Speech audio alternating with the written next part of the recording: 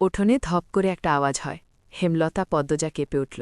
পূর্ণা প্রেমা দরজায় কান পেতে রেখেছিল মা বোনের কথা শুনতে। হুট করে কিছু পড়ে যাওয়ার আওয়াজ হওয়াতে দুজন ভয় পেয়ে যায়। দরজা ঠেলে হুড়মুড়িয়ে রুমে ঢুকে পড়ে। হেমলতা বড় মেয়ের সাথে গোপন বৈঠক ভেঙে দ্রুত পায়ে বারান্দায় এসে দাঁড়ান। উঠোনে বিদ্যুৎ নেই, হারিকেন জ্বালান। পিছনে ৩ মেয়ে এসে দাঁড়িয়েছে। একজন মায়ের ৩ মেয়ে নিয়ে একা এত বড় বাড়িতে বাস করাও যুদ্ধ বটে। হেমলতা গলা উঁচিয়ে প্রশ্ন করলেন, কে কে ওখানে? আমি। চিরপরিচিত এই কণ্ঠ চিনতে হেমলতার বিড়ম্বনা হল না। তিনি ব্যস্ত পায়ে উঠোনে নেমে আসেন। গেটের পাশে মোর্শেদ মোড়ল পড়ে রয়েছেন, গায়ে চাদর। হাঁপড়ের মতো বুক উঠানামা করছে তার, যেন দম ফুরিয়ে যাচ্ছে। হেমলতা ২ হাতে মোর্শেদকে আঁকড়ে ধরলেন। পদ্মজা পূর্ণা দৌড়ে আসে।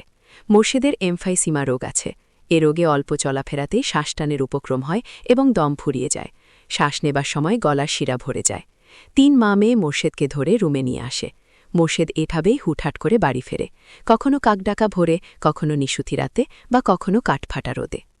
মোর্শেদ মোড়লের এমফাইসিমা রোগটা ধরা পড়ে ৭ বছর আগে। মোর্শেদের অ্যাজমা ছিল, আবার ধূমপানে খুবই আসক্ত ছিলেন, ফলে ফুসফুসের এই রোগটি খুব দ্রুত আক্রমণ করে বসে। মোর্শেদ খানিকটা সুস্থ হয়ে রাত ১টার দিকে ঘুমালেন। পূর্ণা প্রেমা রুমে গিয়ে শুয়ে পড়েছে। পদ্মজা বারান্দার রুমে ছিম মেরে বসে আছেন। জানালার বাইরে চোখের দৃষ্টি। জ্যোৎস্না গলে গলে পড়ছে। কি সুন্দর দৃশ্য। পদ্মজার মন বলছে মা আসবে তার খোঁজে, পুরোটা ঘটনা শুনতে আসবেই। সত্যি তাই হল। কিছুক্ষণ পরই হেমলতা আসলেন। আম্মা, বাতিটা নিভিয়ে দাও, বলল পদ্মজা, কণ্ঠ খাদে নামানো। হেমলতা বাতি নিভিয়ে পদ্মজার পাশে বসেন। পদ্মজা তৈরি ছিল, তবু অপ্রস্তুত হয়ে পড়ে। খুব অস্বস্তি হচ্ছে। সে গোপনে দীর্ঘশ্বাস ছাড়ল। পদ্মজা তখন ৪র্থ শ্রেণীর ছাত্রী, বয়স ১০ ছিল। খুব কম বয়সেই তাকে স্কুলে পাঠানো শুরু করেন হেমলতা। সেদিন নানা বাড়িতে সবার দাওয়াত পড়ে। হানি চলে যাবে সৌদিতে, তাই এত আয়োজন। পরিবারের মিলন আসর বসে।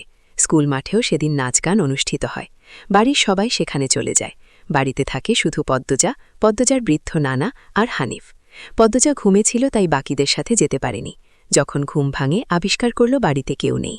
মোর্শেদ হঠাৎ করে অসুস্থ হওয়াতে হেমলতা বাপের বাড়িতে উপস্থিত ছিল না। পদ্ম নাকি? পদ্মজা বাড়ি থেকে বের হওয়ার উপক্রম হতেই কানে আসে হানিফের ডাক। পদ্মজা মিষ্টি করে হেসে মাথা নাড়াল।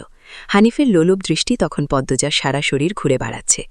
এইটুকু মেয়ের ভরসা চামড়া বিকৃত মস্তিষ্কের হানিফকে যেন বড্ড টানে। আয় তো, আমার ঘরে আয়।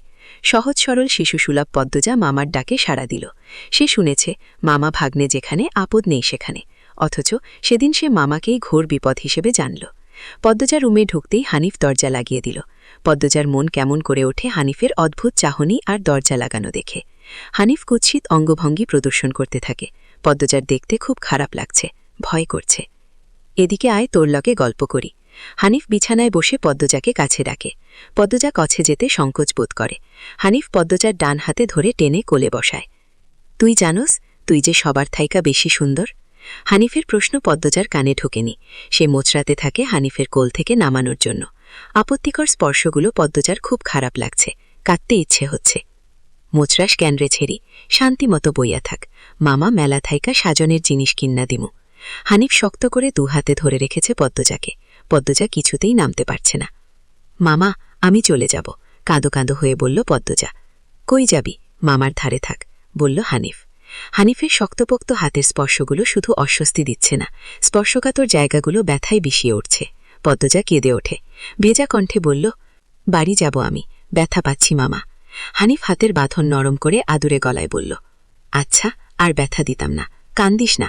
পদ্মজা চট করে কোল থেকে নেমে পড়ে। হানিফকে তার আজরাইল মনে হচ্ছে। মায়ের কাছে সে আজরাইলের অনেক গল্প শুনেছে। আজরাইল যখন জান নিতে আসবে তখন শরীরে খুব কষ্ট অনুভব হবে। এই মুহূর্তে যেন ঠিক তেমনই অনুভূতি হল। তাহলে তার হানিফ মামাই আজরাইল। পদ্মজা দরজা খুলতে পারবে না, তাই হানিফকে ভীতি কণ্ঠে অনুরোধ করল, মামা, দরজা খুলে দাও। কেন, আমি তোরে যাইতে কইছি? হানিফের কর্কশ কণ্ঠের ধমকে পদ্মজা ভয়ে কেঁপে উঠল। তার চোখ পেয়ে জল পড়তে থাকে। হানিফ পদ্মজাকে জোর করে কোলে তুলে নেয়। পদ্মজা কাঁদছে, তার খুব ভয় লাগছে। বারবার বলছে, মামা, আমি বাড়ি যাব। হানিফের তাতে বিন্দুমাত্র ভ্রুক্ষেপ নেই। বাড়িতে কেউ নেই। বৃদ্ধ সৎ বাবা কানে শোনে না। পদ্মজা হানিফকে কিল ঘুষি দিতে থাকে, সেই সাথে জোরে জোরে কান্না শুরু করে। এভাবে কাঁদলে পাশের বাড়ির যে কেউ চলে আসবে। হানিফের রক্ত টকবক করছে উত্তেজনায়। সে দ্রুত ওড়না দিয়ে পদ্মজার মুখ হাত পা বেঁধে ফেলল। পদ্মজার দু চোখের পানি হানিফের চোখে লাগেনি। হানিফ ভীষণ আনন্দ পাচ্ছে, পৈশাচিক আনন্দ পাচ্ছে। সে সিগারেট জ্বালায়। খুব আনন্দ হলে তার সিগারেট টানতে ইচ্ছে হয়। সিগারেট টানতে গিয়ে মাথায় আসেন নৃশংস ইচ্ছে। নাক মুখ দিয়ে ধোঁয়া উড়িয়ে সিগারেট 2 আঙুলের মাঝে রেখে পদ্মজার বাম পায়ের তালুতে চাপ দিয়ে ধরে রাখে। পদ্মজা হাউমাউ করে কেঁদে উঠল। হেমলতা 2 হাতে শক্ত করে মেয়েকে বুকের সাথে জড়িয়ে ধরেন। পদ্মজা কাঁদতে কাঁদতে বলল, আম্মা, তখন আমার খুব কষ্ট হচ্ছিল, আমার দমটা বেরিয়ে যাচ্ছে মনে হচ্ছিল। আমি তোমাকে খুব ডাকছি আম্মা, তুমি আসোনি। পদ্মজার কথাগুলো হেমলতার বুক রক্তাক্ত করে দেয়। এ যেন 1971 সালের পাকিস্তানিদের নৃশংসতা। নিজের চোখে তিনি দেখেছেন পাকিস্তানিদের নিষ্ঠুরতা। হানিফ আর তার দেখা অত্যাচারী পাকিস্তানিদের মধ্যে কোনো তফাৎ নেই। হেমলতা নির্বাক বাকরুদ্ধ। শুধু অনুভব হচ্ছে তার বুকে পড়ে আদরের পদ্মজা হাউমাউ করে কাঁদছে। সর্বাঙ্গ যেন কাঁপছে। হানিফকে ক্ষতবিক্ষত করে দিতে হাত নিষ্পিস করছে। সেদিন একটুর জন্য পদ্মজা ধর্ষণ হয়নি। বাড়িতে সবাই ফিরে এসেছিল। পদ্মজা পোড়া স্থানের যন্ত্রণা সহ্য করতে না পেরে অচেতন হয়। বাকিটুকু আর পদ্মজাকে বলতে হয়নি, হেমলতা জানেন। পদ্মজার গা কাঁপিয়ে জ্বর আসে। 21 দিন বিছানায় ছিল। ততদিনে হানিফ দেশ ছেড়ে চলে যায়। পদ্মজা থয়ে লজ্জায় ঘটনাটি কাউকে বলেনি। পায়ের পোড়া দাগ দেখে যখন হেমলতা প্রশ্ন করেছিল পা এমনভাবে পুড়ল কি করে, পদ্মজা সহজভাবে জবাব দিয়েছিল, চুলার কাছে গিয়েছিলাম, চুলার লাকড়ির আগায় পা লাগছিল। কথাটা পদ্মজা সাজিয়ে রেখেছিল, সাথে অনেক যুক্তি, তাই মিথ্যে বলতে একটুও কাঁপেনি। পুরো ঘটনাটা পদ্মজার বুকে তাজা হয়ে আছে। এই 6 বছরে লুকিয়ে কতবার কেঁদেছে সে। সবসময় চুপ করে কোথাও বসে থেকেছে। হেমলতা মেয়ের নিশ্চুপতা দেখে মাথা ঘামাননি, কারণ পদ্মজা ছোট থেকেই চুপচাপ ছিল। কিন্তু আজ হেমলতার খুব আফসোস হচ্ছে, নিজেকে অপরাধী মনে হচ্ছে। তিনি ভেবেছিলেন তার 3টে মেয়েই তার কাছে খোলা বইয়ের মতো, চাইলেই পড়া যায়। বিশেষ করে পদ্মজাকে বাড়ির পিছনের নদীর বুক দিয়ে তরতর করে বয়ে যাওয়া স্বচ্ছ টলটলে পানির মতো মনে হতো, যার জীবনে অস্বচ্ছ বলতে কিছু নেই, সবই সাদামাটা সহজ সরল। অথচ পদ্মজার জীবনেই কত বড় দাগ জলজল করে জ্বলছে, কত বড় ঘটনা লুকিয়েছিল। মেয়েরা কথা লুকিয়ে রাখার সীমাহীন ক্ষমতা নিয়ে জন্মায়। কথাটি নিজের মেয়েদের ক্ষেত্রে মাথায় আসেনি। পদ্মজা শান্ত হলে হেমলতা বললেন, পাটা দেখি। পদ্মজা বা পা বিছানায় তুলল। হেমলতা পদ্মজার পা কোলে নিয়ে পোড়া দাগটা দেখেন মনোযোগ দিয়ে। রক্ত টকবক করে ওঠে। রন্ধ্রে রন্ধ্রে হিংস্রতা যেন লোটোপুটি খাচ্ছে। এই পোড়া দাগ হানিফের রক্ত দিয়ে মুছব। কথাটি কত সহজ করে বলেছেন হেমলতা, তবুও পদ্মজা কেঁপে উঠল। কি যেন ছিল কথাটিতে, শরীরের পশম দাঁড়িয়ে পড়ে। হেমলতা বারান্দার রুম ছেড়ে বড় ঘরে ঢোকেন। মিনিট কয়েক পর রামদা ছুরি হাতে নিয়ে উঠোনে যান। উঠোনের এক পাশে শক্ত পাথর আছে। ছুরিটা পাথরে ঘষতে থাকলেন সাবধানে। ঘষতে ঘষতে পাথর গরম হয়ে আগুনের স্ফুলিঙ্গ দেখা দেয়, মানে ধার হয়ে গেছে। পদ্মজা বারান্দা থেকে দেখছে। অজানা আশঙ্কায় তার বুক কাঁপছে। হেমলতা বারান্দা পেরিয়ে রুমে ঢুকতে যাবে, তখন পদ্মজা উৎকণ্ঠিত গলায় ডাকল, আম্মা। আন্নার চাচার এক মেয়ে নিখোঁজ শুনেছিস তো বড়দের মুখে?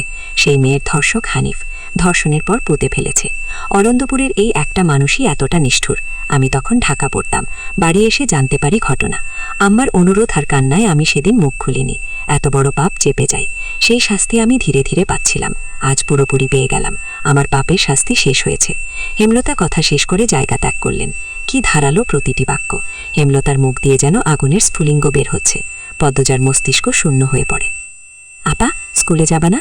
পূর্ণা পদ্মজাকে জিজ্ঞাসা করল। যাব।